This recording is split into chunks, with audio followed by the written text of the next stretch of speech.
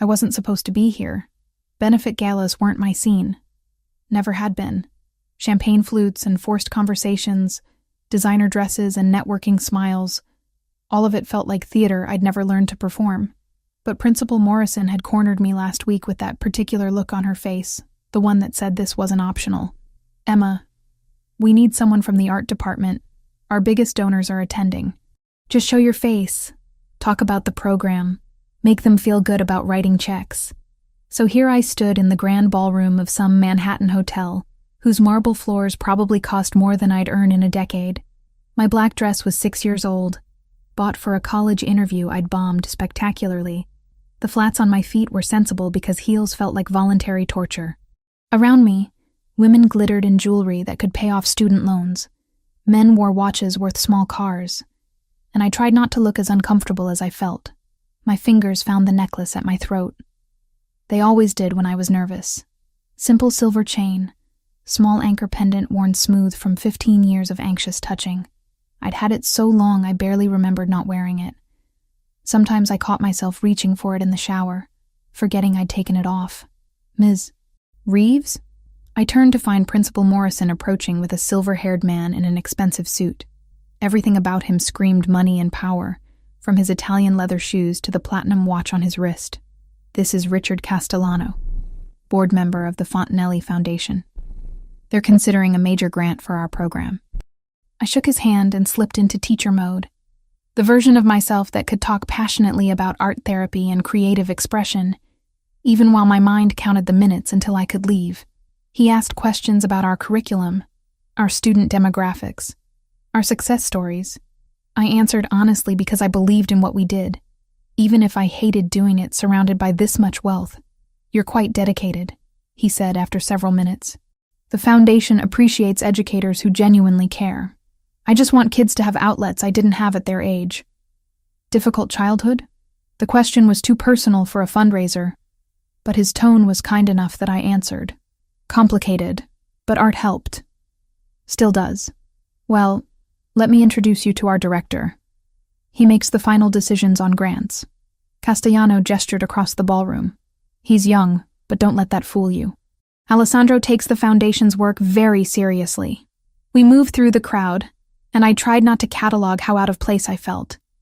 Every woman here looked polished, confident, like they'd been born knowing which fork to use at formal dinners. I'd grown up in foster care until the Reeves adopted me at 4, then we'd fled to Boston when I was 10 for reasons my parents never fully explained. Fancy galas hadn't been part of that education. Then I saw him.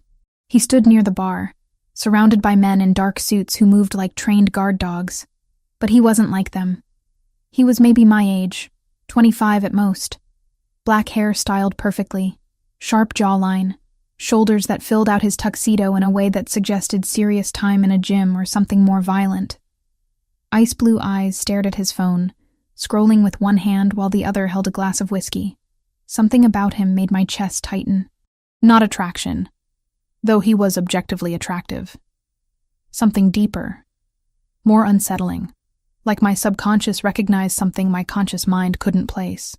Castellano was still talking. "Alessandro oversees our educational initiatives personally. He believes strongly in giving back to communities that need it most." Alessandro. The name felt heavy in my mind, significant in a way I didn't understand. Then he looked up. His eyes found mine across the crowded ballroom and the world tilted.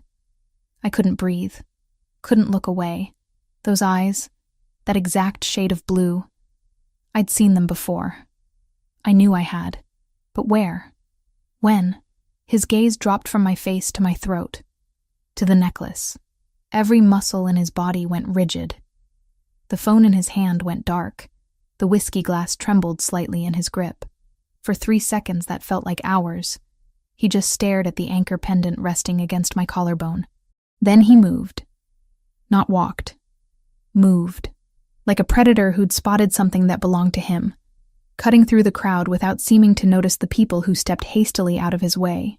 The men in suits followed, but stopped when he raised one hand in a sharp gesture. I should have run.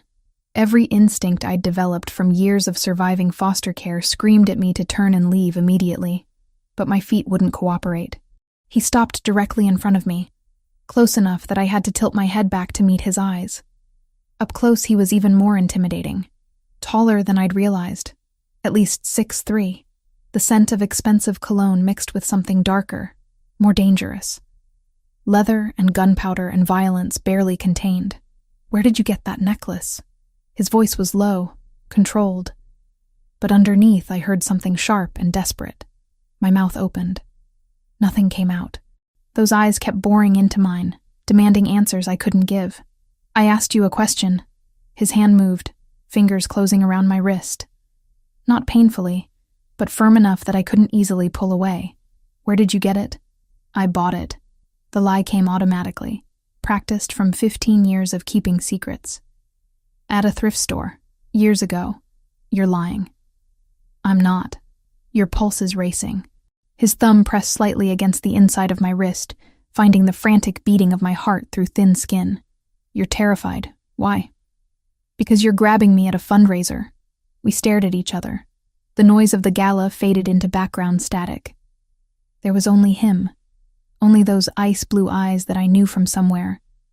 Only the pressure of his fingers on my wrist and the terrible certainty that this man could destroy me if he wanted to. "Mr. Fontanelli?" Castellano's voice broke whatever spell had locked us together. Alessandro's fingers loosened but didn't immediately release me. When they finally did, my wrist burned where he'd touched me, like his fingerprints had been branded into my skin. "Richard." Alessandro's voice was perfectly controlled now, betraying nothing. "You were introducing me to someone?" "Ms. Emma Reeves. She teaches art at PS 118 in Brooklyn." Brooklyn. The word hit me like a physical blow. Alessandro's eyes sharpened.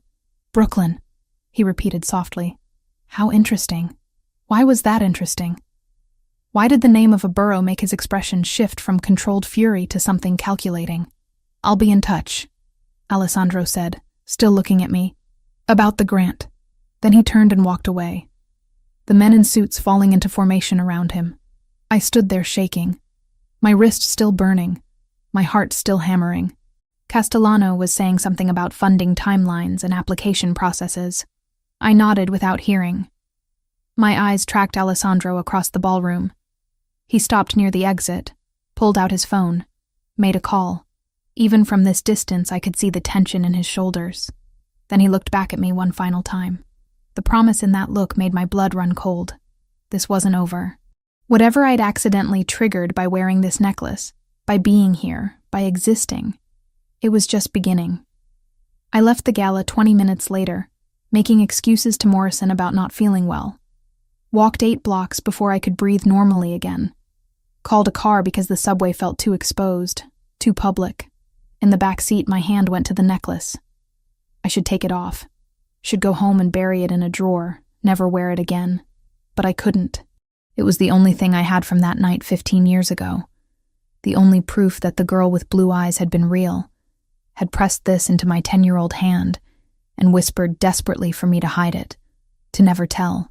And now her brother had found me. I didn't need to search his name to know that's who he was. The eyes were identical. The same impossible shade of blue I'd seen dimming in a warehouse in Red Hook when I was 10 years old, when I'd watched a girl my age die in a pool of blood and promised her I'd keep her secret. Alessandro Fontanelli. I'd kept that promise for 15 years, but something told me those years of silence had just come to an end. 3 days passed without further contact. 3 days where I jumped every time my phone rang, where I checked over my shoulder constantly, where sleep came in fragmented pieces filled with blue eyes and blood. I tried to tell myself I was overreacting, that Alessandro Fontanelli had been surprised by the necklace but wouldn't actually do anything about it, that I was safe. I was wrong. It started with the feeling of being watched. On my way to school the second morning, I noticed a black sedan parked across from my building. Tinted windows, engine running, no one getting in or out. By the time I left for work, it was gone. I told myself I was being paranoid. That afternoon, the same car appeared half a block from the school. Different location, same vehicle, same sense of eyes tracking my movements. The third day, there were 2 of them, black sedans at both ends of my street when I left for work. Men in suits standing near the subway entrance, not looking at me directly but positioned in a way that felt intentional. One of them had an earpiece visible beneath his collar. I wasn't paranoid. I was being surveilled. By the third night, I'd stopped sleeping properly. Every sound in my building made me freeze. Every footstep in the hallway outside my door sent adrenaline spiking through my system. I'd lived in this studio apartment for 6 months. Ever since coming back to New York after my parents died in Boston. It had felt safe before. Now it felt like a trap. I got home from school around 6, arms full of student artwork that needed grading. Unlocked my door, stepped inside, reached for the light switch. Someone was already sitting in my apartment. The scream died in my throat when I saw who it was. Alessandro Fontanelli sat in my desk chair, perfectly still in the darkness, hands folded in his lap. He wore a dark suit that probably cost more than 3 months of my rent. His ice blue eyes tracked my movement as I stood frozen in the doorway. "Close the door," he said quietly. My hand found the doorknob behind me. Every instinct screamed to run, to get out, to go anywhere but here. But where would I run? He'd found my apartment, had somehow gotten inside, had been waiting for me. Running wouldn't help. I closed the door. The click of the lock felt final. How did you get in? That's not the question you should be asking. Then what is?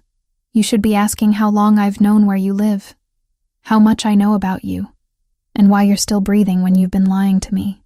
He stood in one fluid movement, towering over me even from across the small space. Emma Catherine Reeves, 25 years old.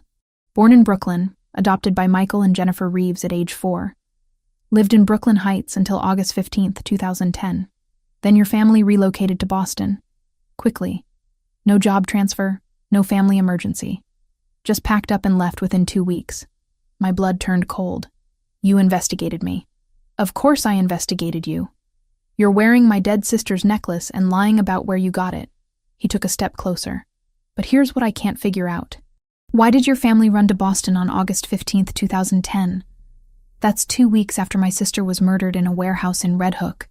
That's 2 weeks after a 10-year-old girl was executed and the only witnesses were the killers. I don't know what you're talking about. More lies. Another step. Your heart is racing again. You're terrified. Because you do know. You know exactly what I'm talking about. He pulled his phone from his pocket, unlocked it, held it up so I could see the screen. A photograph filled the display. 2 children, maybe 9 years old, laughing at something off camera. A boy and girl with identical black hair and blue eyes. The girl wore the necklace I was wearing now. This was my sister, Bianca. We were twins. This was taken a month before someone shot her 3 times in an abandoned warehouse and left her to die. His voice was steady, but underneath I heard something breaking. She was wearing this necklace when she died. It was a gift from me. I made it myself, saved for months to buy the pendant, had it attached to sterling silver. There's no other one like it in the world. I couldn't look away from the photograph. The girl's face, frozen in happiness, laughing at something she couldn't have known would be her last summer. Those blue eyes so full of life. So, I'll ask you one more time, Emma. Where did you get that necklace? My legs gave out. I slid down the wall until I was sitting on the floor, arms wrapped around my knees. 15 years. I'd kept this secret for 15 years. Never told anyone, not even therapists my parents sent me to after we moved. Never spoke about that night, about what I'd seen, about the promise I'd made.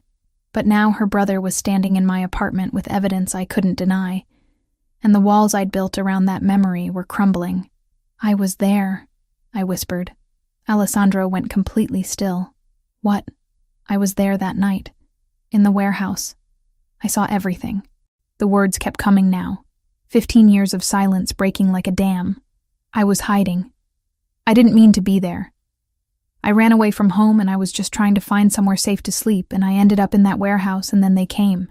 He moved closer, slowly, like approaching a wounded animal. Crouched down in front of me so we were at eye level. Tell me everything. So I did. I told him about my adoptive father drinking, about the fight that night, about running away at 10 years old with nowhere to go, about finding the abandoned warehouse in Red Hook, about hiding under a tarp-covered table in the upstairs office. about waking up to the sound of cars pulling up outside. I heard footsteps on the metal stairs. I stayed hidden, but I could see through a gap in the tarp, could see into the main warehouse space through the office window. My voice shook, but I kept going. There was a man. Older, silver hair. He was carrying a little girl. She was crying, asking for her dad. He kept telling her it was okay, that they'd be with her dad soon, that she was safe. Alessandro's breathing changed. Franco Sassolini, my father's advisor. I don't know his name. But he seemed kind. He set her down behind some crates, told her to stay quiet. Then the others came. 3 men. 2 of them were speaking another language, Italian maybe. The third one had an accent, different from the others. Hispanic. And he had a tattoo. I closed my eyes, pulling up details I'd tried to forget. A snake. Green and black, going from his collar up his jaw. Very detailed. What happened then? They argued. The older man, Franco, he stood between the girl and the 3 men, started yelling at them. It got louder, more aggressive. Then I heard phones ringing. One of the men answered, spoke quickly in Italian. He said a name. Luminari. I remember because it sounded pretty, like something from a fairy tale. Alessandro's entire body went rigid. You heard Luminari? You're certain? Yes. He said it twice on the phone. Then everything happened so fast. Tears ran down my face, but I didn't stop. The man with the snake tattoo pulled a gun. Franco tried to shield the girl, but they shot him. 3 times. He fell. She screamed and tried to run. They shot her too. Where were you? Still under the table. I was paralyzed. Couldn't move, couldn't scream. I just watched. They made more phone calls, talked about cleaning up later. Then they left, got in their cars and drove away. And it was so quiet except for this wet, rasping sound. My voice broke completely. I knew I should help. I knew I should do something. But I was just a kid and I was terrified. It took me so long to move. By the time I crawled out and went down to where she was, I thought she was already dead. But then her eyes opened. Alessandro reached out, gripped my shoulder. She was alive? When you got to her? Barely. There was so much blood. She looked at me and for a second she was scared. Like I might hurt her too. Then she understood I was just another kid. She reached up and took off the necklace with shaking hands, pressed it into my palm and closed my fingers around it. She could barely talk, but she whispered something. She said, "Hide it. Don't tell. Promise." And you promised. I promised. I didn't know what else to do. Then her eyes just stopped seeing me. She was gone. I looked up at Alessandro, at the tears streaming down his face. I'm so sorry. I'm so sorry I couldn't save her. I'm sorry I kept the secret. But I promised her. And I was so scared they'd come back and kill me too if anyone knew I'd been there. He pulled me into his arms without warning, held me while I sobbed against his chest. 15 years of trauma pouring out. When I finally calmed enough to breathe, he pulled back slightly. You were 10 years old, he said roughly. You witnessed a murder and survived. You kept a dying girl's promise for 15 years. You have nothing to apologize for. But if I'd told someone, you'd probably be dead. Whoever killed Bianca would have hunted you down and eliminated the witness. He stood, offered me his hand. Your parents knew, didn't they? That's why they ran to Boston. I let him pull me to my feet. I told them the next day. I didn't want to lie. They saw the news, recognized the location from my description. They were terrified. My dad said if anyone knew I'd witnessed a Mafia execution, I'd be killed. We left Brooklyn 2 weeks later. They made me promise never to tell anyone what I'd seen. Until now. Until now. I looked at him, at this dangerous man who'd broken into my apartment and somehow made me feel safer than I had in years. What happens now? His expression hardened. Now I find out who Luminari is, and I make them pay for what they did to my sister. Alessandro didn't leave my apartment that night. Instead, he made a phone call in Italian, speaking rapidly to someone named Luca, while I sat on my bed trying to process that I'd just confessed to witnessing a murder 15 years ago. When he finished, he turned back to me with an expression I couldn't read. I need you to tell me everything again. Every detail you can remember, no matter how small. So I did. We sat on opposite ends of my bed, and I walked him through that night in excruciating detail.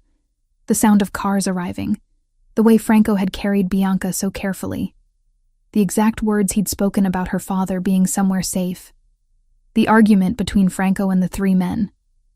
Wait, Alessandro interrupted. You said Franco mentioned my father, that they'd be with him soon. What were his exact words? I closed my eyes, reaching back. He said your dad is waiting. We'll be there soon. You're safe now. Something like that. He kept reassuring her. Alessandro pulled out his phone, typed something quickly. My father was alive that night. He wasn't killed until 3 weeks later. The official story was that the Russians killed him in retaliation for the conflict they supposedly started by murdering Bianca. But if Franco was taking Bianca to meet our father somewhere safe, then your father knew something was wrong. He was trying to protect her, which means he knew there was an internal threat. Someone close enough to the family that he couldn't trust normal channels. Alessandro's jaw tightened. Tell me more about the three men, the two who spoke Italian first. I tried to visualize them. One was taller, muscular build, dark hair. He was the one who made the phone call, who said luminari. The other was shorter, stockier. They both wore dark clothes. Nothing distinctive I can remember. And the third? The one with the tattoo? That one was easier. Tall, but not as tall as you. Maybe 6 feet, shaved head, very muscular. The tattoo was incredibly detailed. A snake with its mouth open, fangs showing. It started at his collar and went all the way up the left side of his neck to his jaw. Green and black ink. He wore a leather jacket even though it was summer, and when he spoke he had a strong accent. Spanish, I think, but I was 10. I couldn't tell you exactly what kind. Alessandro was typing on his phone again. The snake tattoo, that's distinctive. If he's cartel, someone will know him. And if he's cartel. His expression darkened. The family was told the Sontsevskaya Bratva killed Bianca. Russian Mafia. We've been at war with them for 15 years because of it. But if the actual killer was Mexican cartel, then someone lied about who did it. Someone orchestrated the whole thing, used Bianca's death to start a war that benefited them. He stood, paced my tiny apartment. Roberto Luminari. You heard that name on the phone. Roberto Luminari has been my underboss for the past 4 years. Before that, he served as regent of the family, managing everything after my father died until I was old enough to take control. The implications were staggering. You think he killed your sister? I think he hired someone to kill my sister, killed Franco, and then killed my father to cover it up. Then he spent 15 years positioning himself as my most trusted advisor, while I hunted the wrong enemy. Alessandro's voice was ice. And now you're the only person who can prove it. Fear spiked through me. What does that mean? It means you're in danger. If Roberto finds out you exist, that you witnessed the murder, he'll eliminate you. He's kept this secret buried for 15 years. He won't let one witness destroy everything he's built. But no one knows I was there. I've never told anyone except my parents, and they're dead. I found you in 3 days, Emma. If I could track you down using basic information, Roberto can too. Especially now that he knows I'm interested in you. Alessandro stopped pacing, looked at me directly. Those men following you? That was me. But now Roberto knows I'm investigating something. He'll want to know why. And when he digs into your background, he'll find the same things I did. 10-year-old girl, family fled Brooklyn 2 weeks after the murder. Same time frame, same neighborhood. My hands started shaking. So what do I do? You come with me. Now. Tonight. I'll put you somewhere safe while I investigate Roberto, while I find proof of what he did. I can't just leave. I have a job, responsibilities. You'll be dead within 48 hours if you stay here. The bluntness made me flinch. He wasn't trying to scare me. He was stating a fact, something he understood from years living in a world I'd only glimpsed from the shadows. I'll handle your job. He continued. Family emergency, need immediate leave, perfectly understandable. Your principal won't question it. But Emma, I'm not giving you a choice here. You're coming with me whether you agree or not, because you're the key to everything. The only living witness to my sister's murder. The only person who can identify the killers and confirm Roberto's involvement. I should have argued. Should have fought for my independence, my right to make my own decisions. But looking at Alessandro's face, at the determination and barely controlled fury, I understood something fundamental. This wasn't about me anymore. This was about a 10-year-old girl who'd bled out on a warehouse floor while her brother searched for answers. This was about justice 15 years delayed. Okay, I said quietly. I'll go with you. Relief flickered across his face, quickly masked. Pack a bag. Enough for a week. Clothes, toiletries. Anything you can't live without. While I moved around my small apartment gathering things, Alessandro made more phone calls. I heard him giving orders in clipped tones, arranging security, setting up protocols. When I emerged from the bathroom with my toothbrush and medications, he was standing by the window looking down at the street. There's a car parked at the end of the block that wasn't there when I arrived, he said without turning around. Black sedan. Engine running. Could be nothing. Could be Roberto's people already moving. My blood ran cold. Already? He's not stupid. He's survived this long by being paranoid and proactive. Alessandro finally turned to face me. Ready? I looked around my apartment. 6 months of trying to build a life in the city where I was born. Trying to find some connection to the place my parents had fled from so urgently. Now I was leaving again. Running again. Because of the same night that had forced us out the first time. Ready?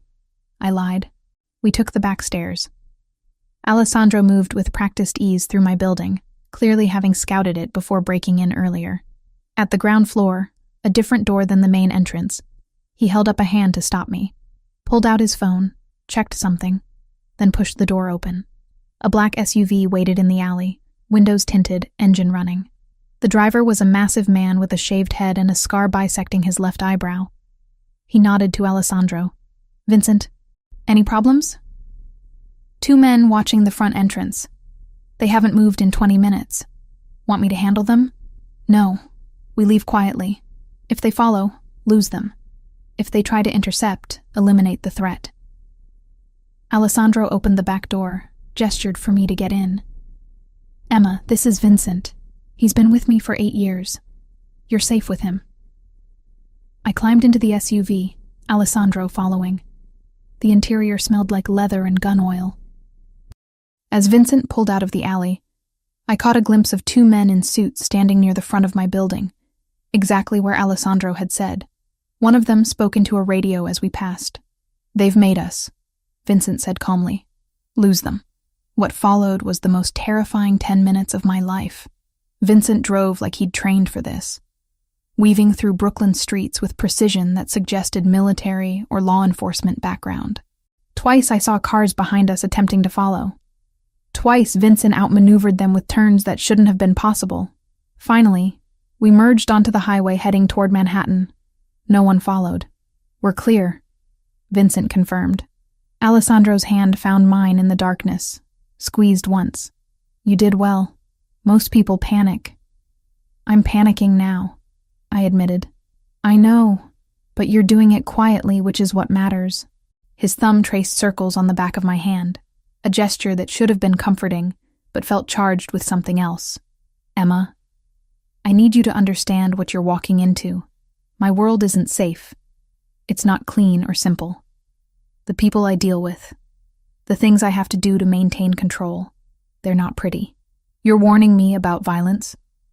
I watched your sister die when I was 10 years old. This is different. This is choosing to be part of it instead of accidentally witnessing it. I'm not choosing to be part of your world, I said. I'm choosing not to die. There's a difference. He almost smiled. Fair enough. We drove the rest of the way in silence. Manhattan rose before us, towers of glass and steel glittering in the night. Vincent navigated to a building in Midtown that screamed wealth, pulling into an underground garage secured by gates and armed guards. Welcome to my home, Alessandro said as we got out. For the foreseeable future, it's yours too. The private elevator took us directly to his penthouse. When the doors opened, I stepped into a space that belonged in architectural magazines. Floor-to-ceiling windows overlooking the city, furniture that was more art than function, lighting that seemed to come from everywhere and nowhere. It was beautiful and intimidating, and completely alien to someone who'd spent most of her life in modest apartments and foster care bedrooms. The guest room is this way. Alessandro guided me down a hallway. Private bathroom, everything you should need. If something's missing, tell me and I'll have it delivered. The guest room was bigger than my entire studio apartment. King bed with sheets that looked expensive, a desk, a closet that could fit 3 times the wardrobe I owned. Through another door, a bathroom with marble floors and a shower big enough for 4 people. Get some rest, Alessandro said from the doorway. We'll talk more in the morning about what happens next. Alessandro? He turned back. Thank you. For protecting me. Even though I'm just a stranger who happens to have information you need. His expression softened slightly. You're not just information, Emma. You were there with my sister in her last moments. You kept her promise for 15 years. That means something. To me, that means everything.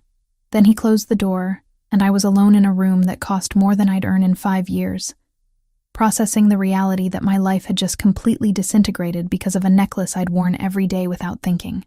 I should have been terrified. I was terrified, but underneath the fear was something else, something that felt almost like relief. For 15 years I'd carried this secret, this weight. Now someone finally knew. Someone who understood what it meant, who could finally give Bianca the justice she'd deserved. Whatever came next, at least I wasn't carrying it alone anymore. I woke to sunlight streaming through floor-to-ceiling windows, disoriented for a moment about where I was. Then memory crashed back. Alessandro. The penthouse. Running from men who wanted me dead because I'd witnessed a murder 15 years ago. I checked my phone. 7:30 in the morning. 14 missed calls from Principal Morrison, and 3 texts asking where I was. My stomach twisted with guilt. But what could I say? Sorry, can't come in, hiding from the Mafia. When I finally worked up the nerve to leave the guest room, I found Alessandro in the kitchen area. He'd changed from last night's suit into dark jeans and a gray Henley that emphasized his build. Coffee mug in hand, phone pressed to his ear, speaking rapid Italian to someone. When he saw me, he ended the call. Morning. There's coffee and I had breakfast delivered. Help yourself. The kitchen island was loaded with pastries, fruit, bagels, cream cheese, enough food for 6 people. My stomach rumbled despite the anxiety. I need to call my principal, I said, pouring coffee. She's worried. Already handled. Luca called this morning, told her you had a family emergency and needed immediate leave. She approved 2 weeks. Luca, my second in command. He's been with me since I took control of the family 4 years ago. Alessandro watched me doctor my coffee with cream and sugar. How'd you sleep? Barely. You? Same. I've been working on identifying your snake tattoo friend since 4 this morning. He pulled out a tablet, swiped to an image. Is this him? I looked at the photo. A man with a shaved head and neck tattoo, exactly as I remembered. The snake's fangs visible even in the grainy surveillance shot. My breath caught. That's him. That's the man who shot Bianca and Franco. Alessandro's expression went cold and satisfied simultaneously. His name is Javier Castillo, freelance sicario who works primarily for the Cartel de Sinaloa, based in Tijuana but travels for high-value contracts. He's wanted in 3 countries for murder, trafficking, and weapons charges. How did you find him so fast? I have contacts who specialize in this kind of information. Description of a distinctive tattoo combined with cartel connections. Timeline from 2010, it was enough. He swiped to another image, this one a dossier with details in Spanish and English. According to my sources, Castillo did several jobs in New York between 2009 and 2011, then nothing in this region for over a decade. Because Roberto didn't need him anymore, I said quietly. Once Bianca and your father were dead, the job was done. Exactly. Alessandro set the tablet down. But this gives us proof. A cartel sicario killed my sister, not Russian mafia. Which means someone hired him and lied about who was responsible. Which means Roberto orchestrated everything. I forced myself to eat a bagel, needing something in my stomach. What was Franco doing that night? Why was he taking Bianca somewhere? That's what I've been trying to piece together. Franco Sassolini was my father's most trusted advisor. They'd known each other for 30 years. If my father sent Bianca away with Franco, it was because he'd identified a serious internal threat. Alessandro pulled up another document on the tablet. I had Luca pull council records from July and August 2010. There was a meeting scheduled for August 3rd, 2 days after Bianca died. The agenda item was listed as disciplinary review for unauthorized external contracts. Someone was doing business they weren't supposed to. My father was planning to bring formal charges against someone in the family, someone high-ranking enough that it required council approval for punishment. He met my eyes. Roberto was underboss even then, my father's second in command. If my father discovered Roberto had been conducting unauthorized business with cartels, dealing behind his back, skimming profits, your father would have stripped him of power and probably had him killed, at minimum. More likely, he would have been executed as an example. Alessandro's voice was matter of fact, like we were discussing firing an employee instead of murder. So Roberto moved first. Had Castillo kill Franco and Bianca to prevent them from reaching safety, then killed my father 3 weeks later before the investigation could advance. The pieces fit together with horrible clarity. Your father must have known something was wrong. That's why he sent Bianca away with Franco. He was trying to protect her until he could deal with Roberto. But someone tipped Roberto off. Someone told him Franco was moving Bianca that night. Alessandro's jaw tightened, which means Roberto had spies even back then.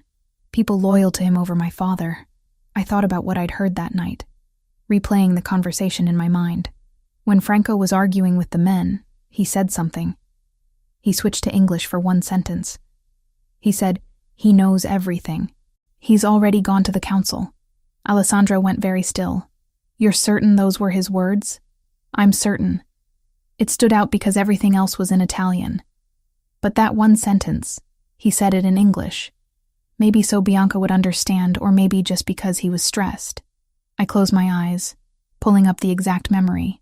He said it right before they shot him, like he was trying to tell them it was too late, that killing them wouldn't stop what was already in motion, which means my father had already presented evidence to the family council, had already started formal proceedings against Roberto. Alessandro stood abruptly, started pacing. That's why Roberto had to kill my father so quickly. The council knew there was an investigation. If my father had lived another week, Roberto would have been exposed and eliminated. But your father died, and you were just a child, too young to follow up on the investigation. And Roberto became regent, controlling everything while I grew up. He had 11 years to bury evidence, to consolidate power, to ensure his version of events became accepted truth. By the time I was old enough to take control at 21, the Russian war had been raging for over a decade. There was no reason to question it. My phone buzzed. A text from an unknown number. I opened it, and my blood turned to ice. The message was simple. One line. "We know you're with him. Come out, and we'll make it quick." I showed Alessandro. His expression went from anger to cold fury in a heartbeat. "When did this come through?" "Just now. I don't recognize the number." He took my phone, did something with it, then handed it back. "They tracked you through your phone." "I should have thought of that last night. We'll get you a clean device today." "Alessandro, they know I'm here. They know I'm with you. They know you're somewhere with me. This building is a fortress. They can't get to you here." But his tone suggested he was trying to convince himself as much as me. "I need to move faster. Roberto's escalating, which means he's panicking." As if summoned by the conversation, Alessandro's phone rang. He glanced at the screen, and something flickered across his face. "It's Roberto. Are you going to answer?" "I have to. If I avoid him now, it confirms I'm onto him." Alessandro composed his expression into neutrality before answering. "Roberto, good morning." I couldn't hear the other side of the conversation, but I watched Alessandro's face carefully. His expression remained controlled, but his free hand curled into a fist against the counter. "No, I haven't been avoiding you. I've been dealing with some personal matters. Nothing that concerns family business." Pause. "I don't think that's necessary. Whatever you need to discuss can wait until our scheduled meeting Thursday." Another pause. Longer this time. "No, Roberto. I'm not meeting you today. I said Thursday." He ended the call, set the phone down deliberately. "He wants to meet immediately. Says there are urgent matters requiring my attention. He's never pushed this hard before. Because he knows something's wrong. He knows you're investigating. Or he knows about you. Alessandro's eyes met mine. Emma, I need to ask you something, and I need complete honesty. When you were in that warehouse, did anyone see you? Even for a second? Any chance one of those men knew there was a witness? I thought back, replaying every moment. I don't think so. I was completely hidden under the tarp. They never came upstairs to the office area. After they left, it was several minutes before I moved. By then they were gone. But there's a chance, a small one, that they saw movement, heard something, noticed something was off. I suppose there's always a chance. But I was terrified. I barely breathed. 15 years, Emma. Roberto's kept this secret for 15 years. If he even suspects there was a witness, someone who could destroy everything he's built, he'll eliminate that threat without hesitation. Alessandro moved closer, his presence overwhelming in the bright kitchen. Which means you can't leave this penthouse. Not for any reason. Not until I've dealt with Roberto and neutralized the threat. How long will that take? Days. Maybe a week. I need to gather enough evidence to prove to the family council that Roberto betrayed us. I need documentation, witnesses, something beyond just your testimony. He reached out, tucked a strand of hair behind my ear. The gesture was gentle but possessive. I know this feels like a cage, but it's a cage that keeps you breathing. And if Roberto comes here, if he forces a meeting, then he'll have to go through 12 armed men and me. And I promise you, Emma, he won't get to you. I failed to protect Bianca. I won't fail to protect you. The intensity in his voice made something in my chest tighten. This wasn't just about finding his sister's killer anymore. Somewhere in the past 24 hours, I'd become something more than a witness to him, something personal.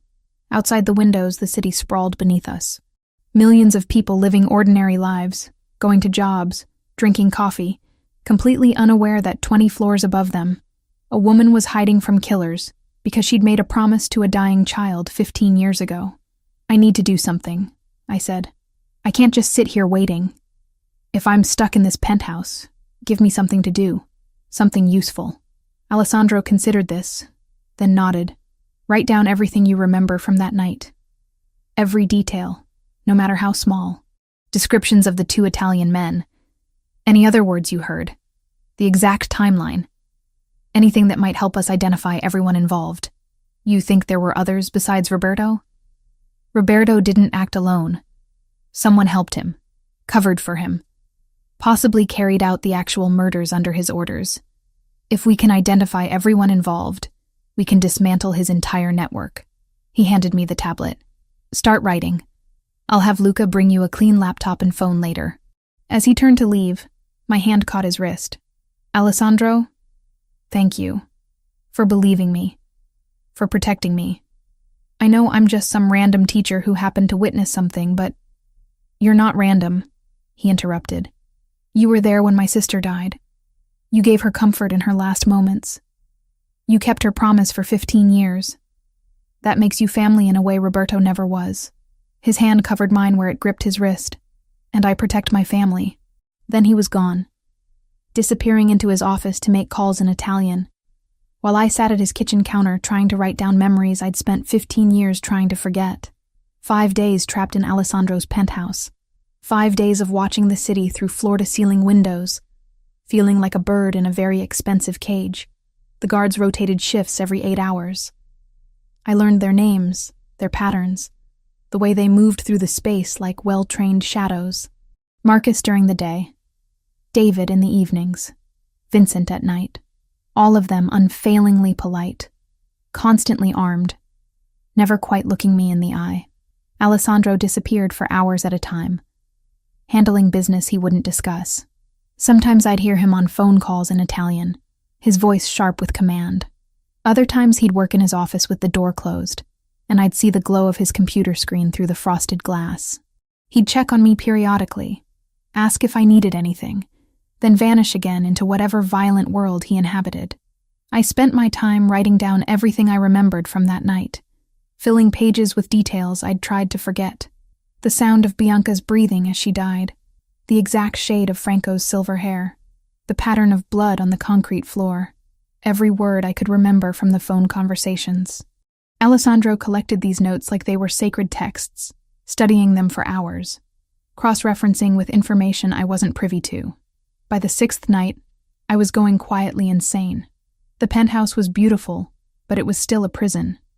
I couldn't leave, couldn't see friends, couldn't even open a window because Alessandro was paranoid about sniper positions. The walls were closing in. I couldn't sleep again. Too much nervous energy, too much thinking about Roberto hunting me, too much replaying that warehouse scene on an endless loop. Around 2 a.m, I gave up and went to the living room in pajama pants and an oversized t-shirt Alessandro had given me when my clothes ran out. The city glittered beyond the windows like scattered diamonds. How many people out there were sleeping peacefully, unaware that a war was brewing in the shadows? How many of them had witnessed murders and kept the secret for 15 years? Can't sleep? I spun around. Alessandro stood in the doorway to his office, tie loosened, sleeves rolled up to his elbows. He looked exhausted, dark circles under his eyes, jaw shadowed with stubble. He'd been pushing himself as hard as he was pushing his investigation. I didn't mean to disturb you. You didn't. He moved to the bar, poured whiskey into 2 glasses, brought one to me. You look like you need this more than I do. I took it, even though alcohol at 2 a.m. felt like a terrible idea. The burn was familiar now after 5 nights of this routine. Funny how quickly bad habits formed in captivity. How long does this go on? I asked. How long before Roberto makes his move or you make yours? Soon. We're close to having everything we need. He sat on the couch, gestured for me to join him. I did, keeping distance between us, hyper-aware of how thin my borrowed pajamas were. Luca found records of wire transfers from Roberto's accounts to shell companies in Mexico. The timing matches up with when Castillo was in New York. It's not conclusive proof, but it's circumstantial evidence. Is that enough? Not yet. I need something concrete. A witness, documentation, recorded confession. Something the family council can't dismiss as coincidence. He took a long drink. The problem is Roberto's been covering his tracks for 15 years. He's good at this. What happens if you can't prove it? Do I just hide here forever? No. If I can't prove it through evidence, I'll handle it another way. His expression went cold, but that's messier. It raises questions, creates instability. I'd prefer to do this cleanly. I knew what he meant by handle it another way. Murder. Plain and simple. And the casual way he discussed it reminded me that no matter how gentle he'd been with me, Alessandro Fontanelli was still a mafia boss. Violence was his language. Tell me about her, I said instead. About Bianca. What was she like before that night? He was quiet for so long I thought he wouldn't answer. Then, she was everything I wasn't. Soft where I was hard. Kind where I was cold. We were twins, but we couldn't have been more different. His fingers traced the rim of his glass. She cried when she saw hurt animals, would bring home strays even though my father forbade it. She'd sneak them into her room, hide them until our mother inevitably found out. Your father was strict? He ran a criminal organization. Strict doesn't begin to cover it, but with Bianca he was different, softer. She was the only person who could make him laugh genuinely. Alessandro set his glass down, stood, crossed to a bookshelf, pulled down a silver-framed photograph, brought it back to me. The image showed 2 children around 9 years old, a boy and girl with identical black hair and blue eyes, arms around each other, laughing at something off camera. The girl wore the necklace I'd had on at the gala. Joy radiated from both their faces. That was taken at our birthday party, a month before she died. She'd just beaten me at chess for the first time. Wouldn't stop gloating about it for weeks. His voice roughened. I was supposed to protect her. We had this thing, this twin connection everyone talks about. I could always tell when she was upset or scared. But that night, I didn't feel anything. Didn't know she was in danger until it was too late. You were 10 years old. You couldn't have known. I should have. I should have felt something was wrong. He took the photo back, stared at it. After she died, that connection just went silent. Like part of me died with her. I spent years trying to feel it again, trying to find some sense of her still existing somewhere. But there was nothing. Just absence. I moved closer without thinking. Driven by impulse I didn't fully understand. She made me promise to survive. Those were practically her last words. To hide the necklace, to never tell, and to survive. I think she knew she was dying and she wanted someone to live. Even if she couldn't. Alessandro's eyes met mine. You kept that promise. For 15 years you survived. You built a life, became a teacher, helped other kids. That's what she would have wanted. Is it enough, though? I survived, but I never got her justice. I never told anyone what really happened. You're telling now. That's what matters. His hand came up, cupped my face. The touch was gentle but electric. Emma, I need you to understand something. You're not just a witness to me. You're not just a piece of evidence in my investigation. Then what am I? You're the last person who saw my sister alive. The last person who heard her voice, who felt her touch. You're a connection to her I thought I'd lost forever. His thumb traced my cheekbone. And you're someone who's been carrying this trauma alone for 15 years, because you were brave enough to keep a dying girl's promise. The air between us felt charged. I should have moved back, maintained distance, remembered that this man was dangerous no matter how gently he touched me. But I didn't. Instead, I leaned into his palm, felt the warmth of his skin against mine. Alessandro. His phone rang, shattering the moment. He pulled back, answered it with clipped efficiency. I only caught fragments. Luca's name, something about council archives. Then Alessandro's expression changed completely, shifting from controlled warmth to predatory focus. You found it? You're certain? Pause. No, don't send it digitally. Bring the physical documents here. Now. He ended the call, looked at me with something like triumph. Luca found what my father presented to the family council in July 2010. Formal accusations against Roberto with documented evidence of unauthorized cartel dealings, skimming operations, and betrayal of family interests. That's what you needed. Proof. It's what I need to show the council that my father already proved Roberto was a traitor 15 years ago. Combined with your testimony about hearing Roberto's name at the murder scene, about the cartel sicario, about Franco's words, it's enough. His hands gripped my shoulders. Emma, this is almost over. Once I present this to the council, Roberto's finished. But he won't go quietly. He'll fight back. Let him. I'm ready. Alessandro's expression went cold in a way that reminded me exactly who and what he was. He killed my sister. He killed Franco. He killed my father. He's terrorized you and tried to have you murdered. I'm going to end him. And I'm going to do it in a way that destroys everything he's built. Before I could respond, before I could process the violence in his voice, his office intercom buzzed. A voice I recognized as Vincent's came through. Tense and urgent. Boss, we've got a situation. Roberto just arrived in the lobby with 6 men. He's demanding to see you. Says it's family emergency, can't wait. Alessandro's jaw tightened. How did he get past building security? He's got authorization codes. Old ones from when he used to visit regularly. Security let him through before we could intervene. Lock down the floor. No one comes up without my explicit order. I don't care if he's got codes. I don't care if he claims emergency. He doesn't get access to this penthouse. Understood. But boss, he's making threats. Says if you don't meet with him, he'll take it as declaration of war. Alessandro looked at me, something dangerous and protective flashing in his eyes. Go to your room. Lock the door.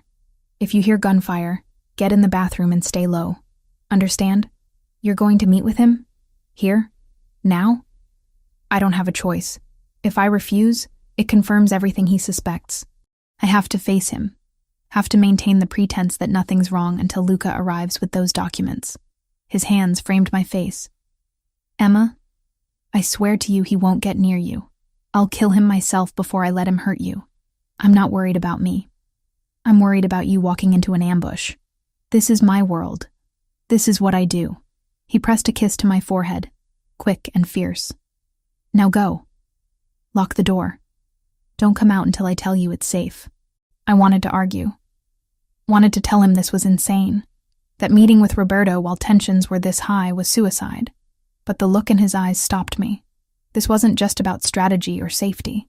This was about facing the man who'd destroyed his family. This was personal.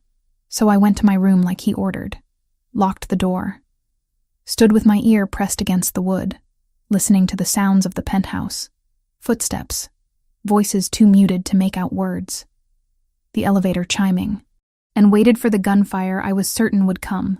I couldn't stay in the room like Alessandro ordered. Call it stupidity or survival instinct. But I needed to know what was happening. If gunfire started, if something went wrong, I wasn't going to die trapped in a bedroom without knowing why. I crept to the door, unlocked it as quietly as possible, eased it open just enough to slip through. The hallway leading from the guest wing to the main living area was dimly lit. I could hear voices now, clearer. Alessandro's controlled baritone and another voice. Older, smoother. You've been avoiding me, Alessandro. That's not like you. I've been busy, Roberto. Handling personal matters that involve hiding school teachers in your penthouse. That kind of personal. My blood turned cold. He knew. Of course he knew. I moved closer, keeping to the shadows, until I could see into the living room. Roberto Luminari stood near the windows, hands clasped behind his back like a professor delivering a lecture. He looked nothing like I'd imagined. Silver hair perfectly styled, expensive suit, wire-rimmed glasses that gave him an intellectual air. He could have been anyone's grandfather, not a man who'd murdered children. 6 men stood behind him in a loose semicircle. All of them had the look of professionals, hands near concealed weapons, eyes constantly scanning. Alessandro's guards were positioned strategically around the room. At least 8 that I could see, probably more hidden. The tension was explosive. I don't know what you're talking about, Alessandro said evenly. Don't insult my intelligence. You disappeared a woman from her apartment 6 days ago. Emma Reeves, 25, substitute teacher. The same woman you showed unusual interest in at that fundraiser. Roberto turned from the window, smile never reaching his eyes. Want to tell me why you're so fascinated with a nobody school teacher? That's my business. Everything you do is family business. You're not just Alessandro Fontanelli anymore. You're the boss. Your actions affect all of us. Roberto moved closer, unthreatening, but deliberate. So I'll ask again. Why are you hiding her? What does she have that's worth risking political stability? Nothing that concerns you. But it does concern me, because I've done research on Ms. Reeves. Very interesting background. Born in Brooklyn, adopted young, lived in Brooklyn Heights until August 2010. Then her family fled to Boston within 2 weeks. No job transfer, no explanation, just ran. August 2010. That was the same month sweet little Bianca died. Same neighborhood, too. What a remarkable coincidence. Alessandro's expression didn't change, but his hand moved slightly toward his weapon. The guards all tensed simultaneously. Careful with accusations, Roberto. I'm not accusing anyone of anything. I'm simply observing interesting patterns. Roberto spread his hands in a gesture of reasonableness. A 10-year-old girl witnesses a traumatic event. Her family runs away to protect her. 15 years later, she shows up wearing a very distinctive necklace. And suddenly you're investigating things that were settled long ago. Makes a man wonder what she saw that night. You're reaching. Am I? Because from where I stand, it looks like you've found a witness. Someone who can contradict the accepted version of events from 15 years ago. Someone who might have information that could be dangerous to certain people. Roberto's mask of civility cracked slightly. Where is she, Alessandro? Somewhere you'll never find her. Is she listening right now? Hiding in one of your guest rooms? Roberto raised his voice. Emma, sweetheart, if you can hear me, you should know Alessandro can't protect you forever. Eventually, you'll have to leave this penthouse. And when you do, my people will be waiting. I pressed my back against the wall, fighting the urge to run. He was baiting me, trying to draw me out or scare me into making mistakes. She's not your concern, Alessandro said coldly. She's absolutely my concern. She's a threat to family stability, to our understanding of past events, to certain arrangements that have been in place for 15 years. Roberto's voice hardened. I know what she is, Alessandro. I know what she saw, and I know you're using her testimony to build a case against me. Then you know I have proof you're a traitor." The words hung in the air like a death sentence. Roberto's pleasant facade shattered completely. "Traitor, I'm the one who held this family together after your father's death. I'm the one who raised you, who taught you everything you know about leadership. I earned my position through years of loyal service. You murdered my sister. You murdered Franco. You murdered my father." Alessandro's voice was ice. "You hired a cartel sicario named Javier Castillo to kill them, then blamed the Russians to start a war that kept everyone distracted while you consolidated power. You've been lying to my face for 15 years. Roberto laughed. Actually laughed. "You're basing this fantasy on the word of some teacher who claims she witnessed something 15 years ago when she was a traumatized child?" "Alessandro, I expected better. I have more than her testimony. I have financial records showing wire transfers to Mexican shell companies. I have documentation of your unauthorized dealings with the Cartel de Sinaloa. I have the formal accusations my father presented to the family council days before his death." For the first time, uncertainty flickered in Roberto's eyes. "That's impossible. Luca found them in the council archives. Everything my father compiled proving you were a traitor. He was going to bring charges, strip you of rank, probably have you executed. So you moved first. Killed Bianca and Franco to prevent them from escaping. Killed my father to stop the investigation. Then spent 15 years rewriting history. Even if that were true, you can't prove it. Your witness is a traumatized woman with childhood memories. Hardly credible. And whatever documents you think you have can be explained as misunderstandings, accounting errors. The council will decide that. Not you." Alessandro pulled his phone from his pocket. "Luca, come up. Bring the documents." Roberto's expression went cold and calculating. His hand moved slightly, a signal to his men. They all shifted, hands going to weapons, preparing for violence. "I could kill you right now," Roberto said conversationally. "Tell the family you'd gone mad with paranoia, that you attacked me first, forced my hand. Half the council would believe it. You've been erratic lately, distracted. It would make sense. You'd never leave this building alive. My men outnumber yours 3-1 just on this floor. But I'd still be rid of you. That might be worth the cost." They stared at each other. Two predators weighing violence against survival. I realized with horrible clarity that I was about to witness a massacre. The air felt dense with inevitability. Then the elevator chimed. Luca stepped out, carrying a leather portfolio. He looked pale but determined. "Boss, I have everything." Roberto's eyes tracked to the portfolio with barely concealed hatred. "Let me see what Antonio supposedly compiled against me." Luca opened it, pulled out yellowed documents. Even from my hiding spot, I could see the handwritten notes, the signatures. Council records from July 28, 2010. Antonio Fontanelli presented formal charges against Roberto Luminari. Unauthorized business with foreign cartels, skimming family profits, conducting operations without council approval. 3 council members witnessed and signed. Antonio planned to bring it to vote on August 3rd, 2 days after Bianca died. Alessandro said softly, "Funny timing." Roberto's face was stone. "This proves nothing. It proves my father knew you were a traitor. It proves he was moving against you. It proves you had motive to kill him and anyone who might support his accusations." Alessandro took the documents from Luca. "Combined with Emma's testimony about hearing your name at the murder scene, about the cartel sicario, about Franco's words, it's enough. The council will vote to strip your rank and authorize execution. The council won't believe the word of some frightened teacher over 15 years of loyal service. They'll believe her when she describes Javier Castillo in perfect detail, when she tells them about the snake tattoo, about the Spanish accent, about you being named specifically by the killers. They'll believe her when they cross-reference her testimony with these documents and realize everything lines up perfectly." Roberto's pleasant mask vanished entirely, replaced by cold fury. "You self-righteous little bastard. You think you're better than me? I built this empire while you were playing with toys. I made the hard decisions your father was too weak to make. I gave you a throne to inherit. You murdered my 10-year-old sister. There's no justification for that. She was collateral damage. Franco was taking her away before I could explain myself to your father. I needed time to negotiate, to make him understand my methods. But Franco panicked, and the situation escalated. Roberto's voice turned bitter. Your father was obsolete, too soft, too bound by outdated traditions. The family needed strength. I provided it.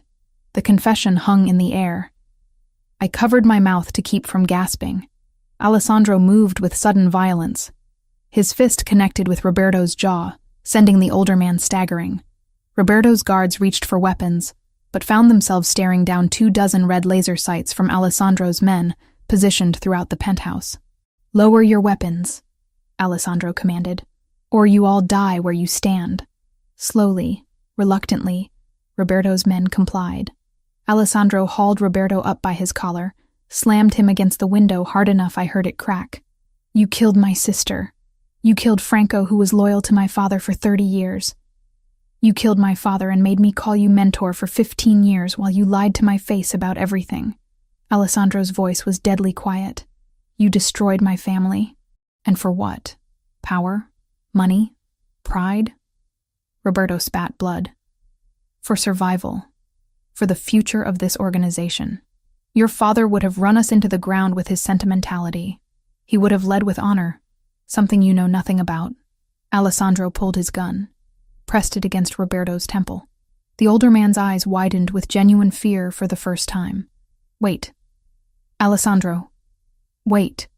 We can negotiate this. I have information, resources, connections that could benefit you. I don't negotiate with child killers. That witness of yours. She's still vulnerable. My people know about her.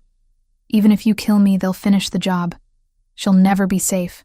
Alessandro hit him again, then again. Roberto crumpled to the floor, face bleeding, glasses shattered. Her name was Bianca, my sister, your victim. Say her name. Alessandro, please. Say it.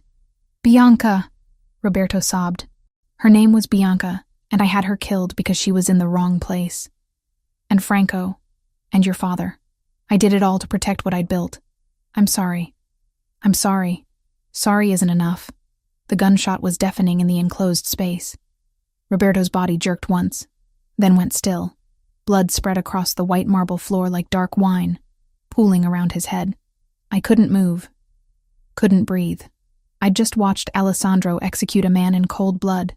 Watched him pull the trigger without hesitation, without remorse.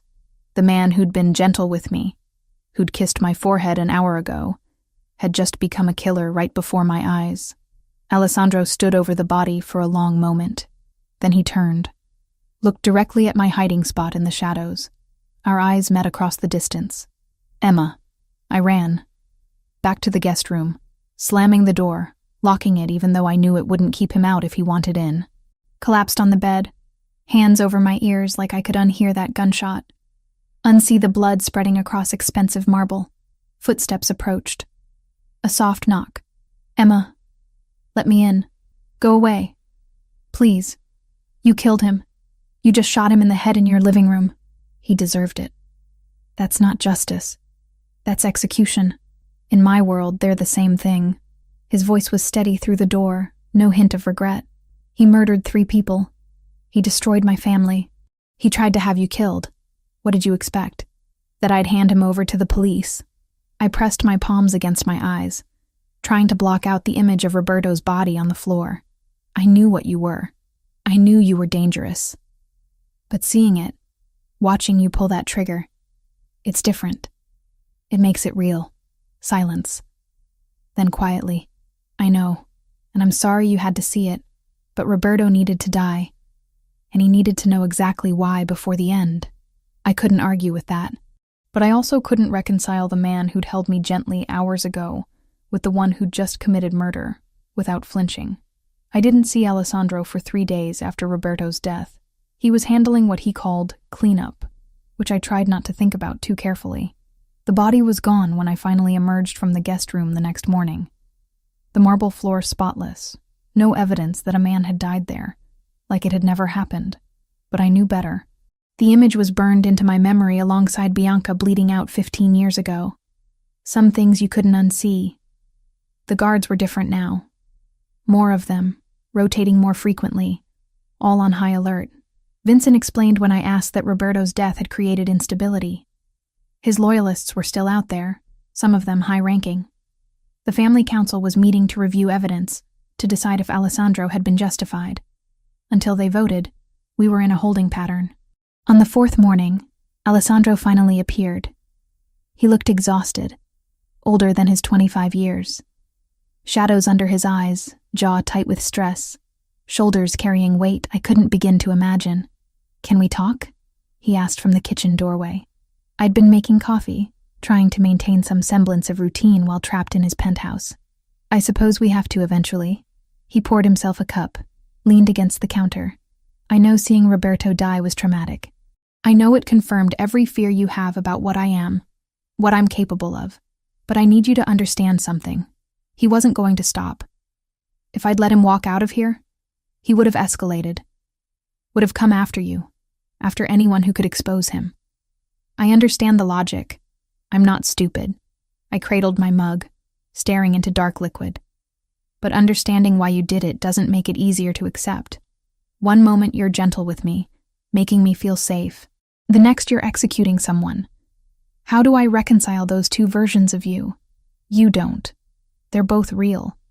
Both part of who I am." He moved closer, not quite touching, but close enough I could feel his warmth. "Emma, I'm not asking you to forgive what I did or accept my world as normal. I'm asking you to understand that violence is sometimes the only language power understands. Roberto murdered 3 people and would have murdered more. Justice in my world isn't courtrooms and lawyers. It's direct and immediate. And now? Now that he's dead, what happens? Now the family council reviews everything. My father's documents, your testimony, financial records linking Roberto to Castillo, his confession before he died." Alessandro set his mug down. "They'll vote on whether his execution was justified.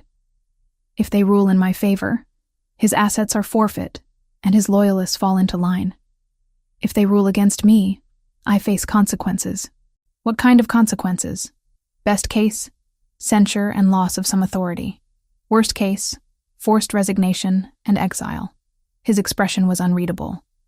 "Possibly death if they decide I've become unstable." My chest tightened. "Would they really kill you?" "The family doesn't tolerate leaders who make unauthorized executions. Even if Roberto was guilty, I moved without council approval.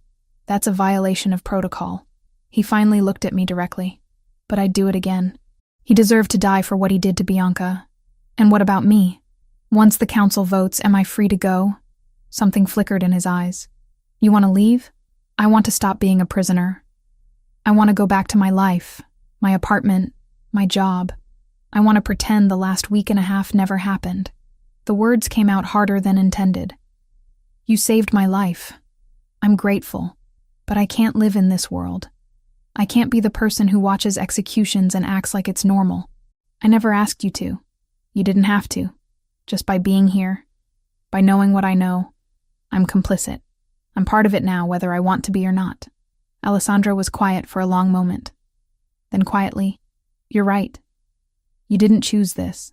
Bianca made you promise to survive, and you kept that promise. But keeping it brought you into my world, made you a target. That's not fair to you. So what happens next? The council meets tomorrow. They'll hear everything, review evidence, make their determination. Regardless of outcome, Roberto's network is dismantled. Without him giving orders, his people have no direction. You'll be safe to resume your life." He paused. "If that's what you want, what else would I want? You could stay." The words hung between us, weighted with meaning I wasn't ready to unpack. Not as a prisoner, as someone who chooses to be here. With me. I stared at him, trying to understand what he was offering. "Alessandro, I'm a substitute teacher from Brooklyn. You're a mafia boss who just executed your underboss. What kind of life could we possibly have together? An honest one. One where you know exactly who and what I am, and choose me anyway." He moved closer, cupped my face in his hands. "Emma, I know this is insane. I know I have no right to ask after everything you've witnessed. But these past days with you, they've been the first time since Bianca died that I've felt something other than anger and emptiness. You barely know me. I know you kept a promise to a dying child for 15 years. I know you're brave enough to face trauma head-on instead of running from it. I know being near you makes me feel human in a way I'd forgotten was possible. His thumb traced my cheekbone. I know I'm falling in love with you, and that terrifies me more than any war or council vote ever could. The confession made my breath catch. Part of me wanted to lean into those words, to believe we could somehow make this work. But reality was harsh and unforgiving. I can't, I whispered. I can't be with someone who solves problems with violence, who kills people without hesitation. That's not who I am. Pain flickered in his eyes, but he nodded. I understand. After the council votes, I'll have Vincent take you home. You'll have security stationed discreetly nearby for a few weeks, just to ensure no residual threats. After that, you're free to live however you want. And you? I'll go back to being Alessandro Fontanelli, boss of a criminal empire, living a life you want no part of. He let his hands drop. But I'll never forget that you were there with my sister when she died, that you gave her comfort in her last moments. That matters, Emma. Even if nothing else between us does. He turned to leave, but I caught his wrist. Alessandro, wait. I need you to know something. These feelings, whatever this is between us, it's not one-sided. When you touch me, when you look at me like I matter, I feel something I haven't felt since my parents died. Like I'm not alone anymore. Then why are you pushing me away? Because I'm terrified. Terrified of your world, of the violence, of losing myself in something I can't control. I watched my parents live in fear for 15 years because of one night. I can't do that to myself. Can't choose a life where danger is constant, and death is always one decision away.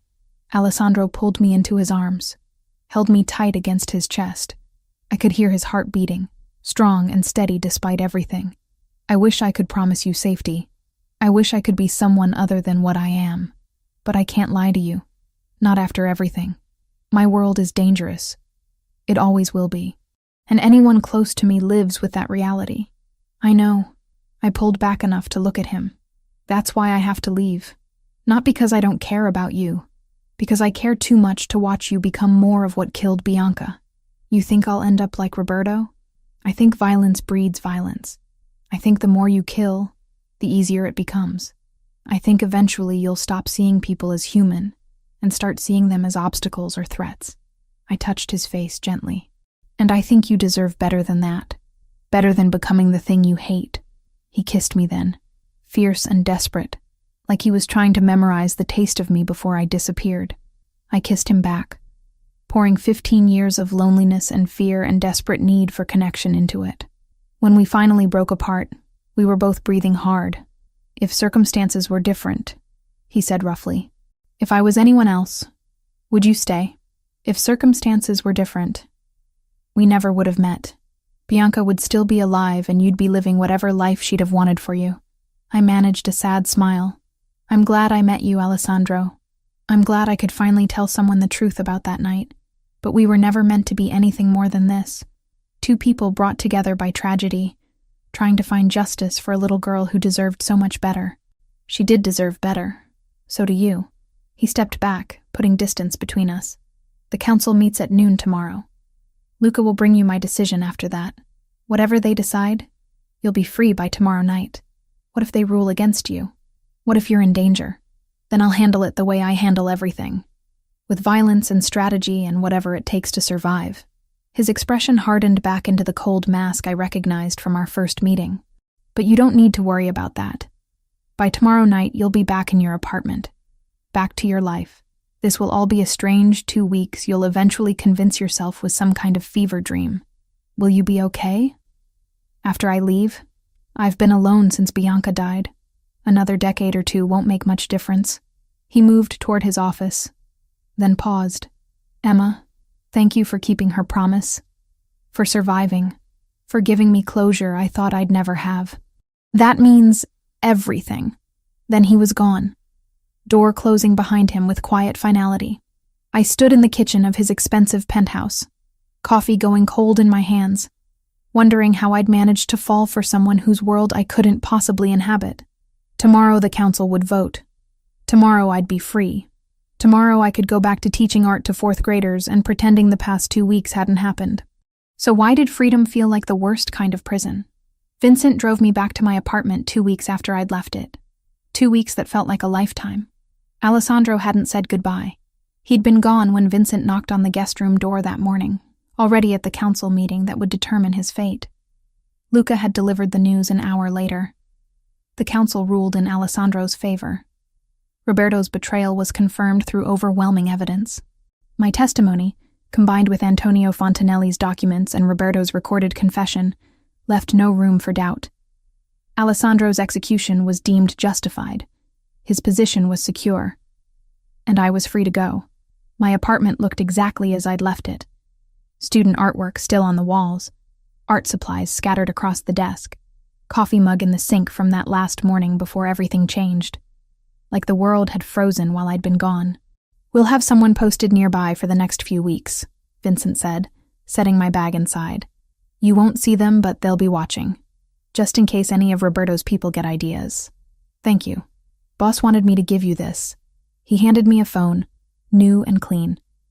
"Your old one was compromised. This one's secure. His number's already programmed in if you ever need anything." After Vincent left, I stood in the center of my tiny studio and tried to feel relieved. I was home. I was safe. Roberto was dead. His network dismantled. The threat was gone. I could go back to teaching. Back to my ordinary life. So why did everything feel hollow? I returned to work the next day.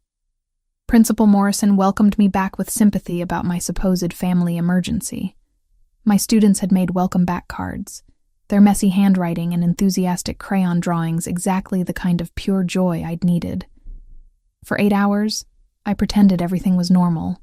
But at night, alone in my apartment, I couldn't stop thinking about Alessandro, wondering if he was okay, if the council's ruling had really resolved everything, if he was sleeping, or if he lay awake like me, replaying those last conversations. 3 days passed, then a week. My phone stayed silent. The number Vincent had programmed remained untouched. Alessandro had meant what he said. He'd let me go, given me the freedom I'd asked for. I should have been grateful. Instead, I felt like I'd lost something irreplaceable. On the 8th day, I made a decision. Probably a stupid one, definitely a dangerous one.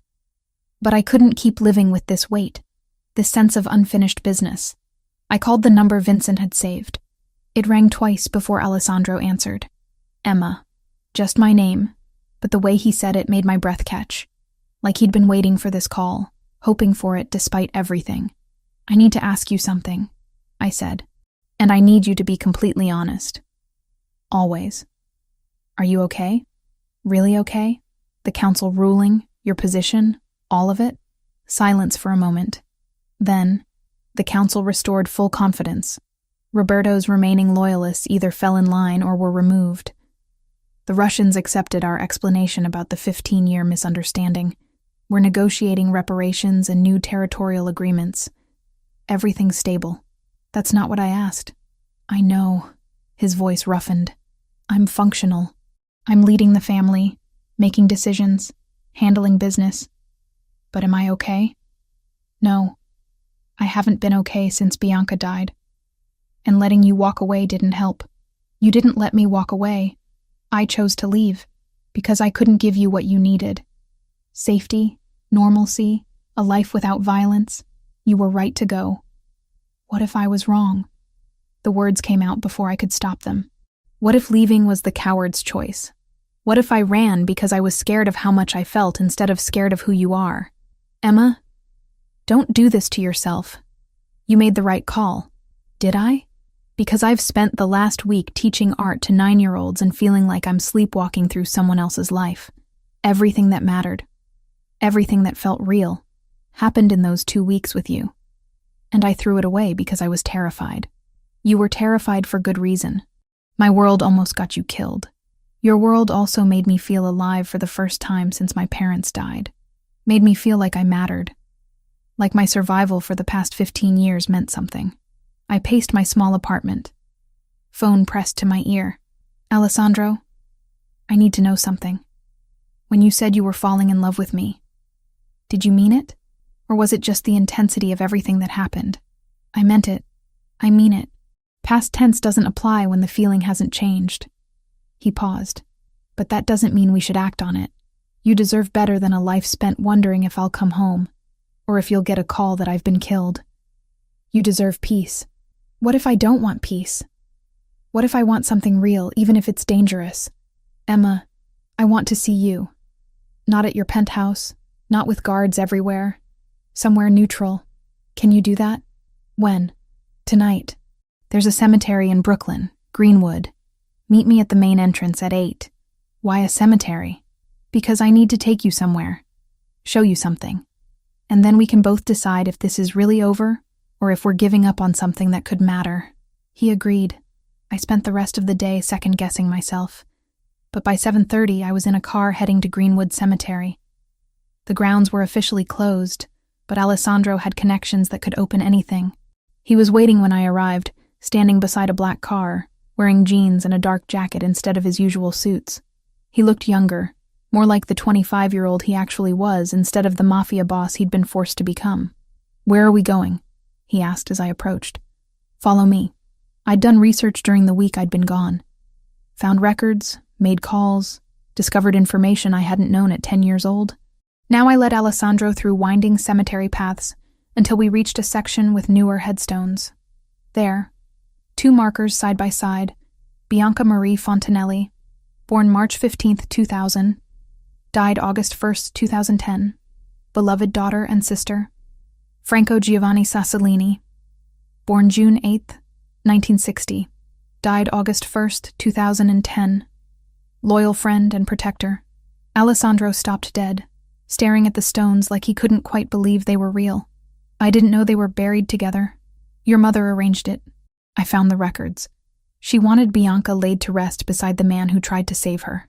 I moved closer to him. I've never visited before. Never could bring myself to face it, but I needed to come here with you. Needed to tell her that her promise worked, that I survived, that I helped you find the truth. Alessandro knelt between the 2 graves, one hand on each stone. "Bianca, I'm so sorry it took me 15 years. Sorry I didn't figure it out sooner. Sorry Roberto got away with it for so long." His voice broke. "But I got him. He's gone. And Franco's been avenged too. You're both finally at peace." I knelt beside him, pulled the necklace from under my shirt. I'd worn it every day for 15 years. But now it was time to let it go. She gave me this in her last moments. Made me promise to hide it, to never tell, to survive. I kept that promise, Bianca. I survived. And because I did, Alessandro found the truth. Your death wasn't meaningless. It wasn't forgotten. I unclasped the necklace, placed it at the base of Bianca's headstone. The anchor pendant caught the fading sunlight, gleaming silver against dark granite. "Thank you," I whispered. "Thank you for trusting me. Thank you for that final gift. I hope wherever you are, you know you made a difference." Alessandro pulled me against him, buried his face in my hair. We stayed like that for a long time, kneeling between 2 graves, mourning people we'd both lost in different ways. Finally, he pulled back enough to look at me. "Why did you bring me here?" "Because I needed you to see that I'm not running from your past anymore. I'm not scared of the girl who died, or the weight of what I witnessed. I've carried her with me for 15 years. If I'm with you, I'll keep carrying her, but I won't be alone in it anymore. Emma, I still can't promise you safety. I'm not asking for safety. I'm asking for honesty, for a real relationship where I know exactly who you are and what your life involves, where I maintain my own identity, my own life, but build something with you anyway." I took his hands. "I want to keep teaching. I want my own apartment as a refuge when everything gets too intense. I want clear boundaries and the ability to walk away if things become unbearable. But I also want you. Want whatever this is between us. You're asking for a partnership, not a fairy tale. Fairy tales are for people who don't understand that real life is complicated and messy and sometimes terrifying. I understand exactly what being with you means. And I'm choosing it anyway." I met his ice blue eyes. "Are you choosing me back?" He kissed me then, gentle and fierce all at once. When we finally broke apart, He rested his forehead against mine. I choose you. Every day. Every decision. For as long as you'll have me. But if it gets too dangerous, if you change your mind, if you need to leave, I won't stop you. Your safety matters more than my happiness. Deal. But you don't get to make decisions for me about what's too dangerous.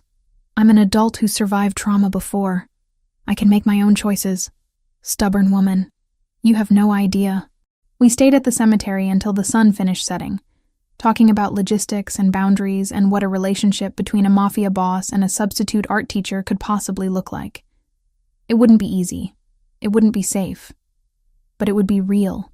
6 months later, I stood in front of a classroom teaching 4th graders about color theory, while Alessandro handled business I deliberately didn't ask about. Most nights I went home to my apartment in Park Slope. Some nights I went to his penthouse in Manhattan.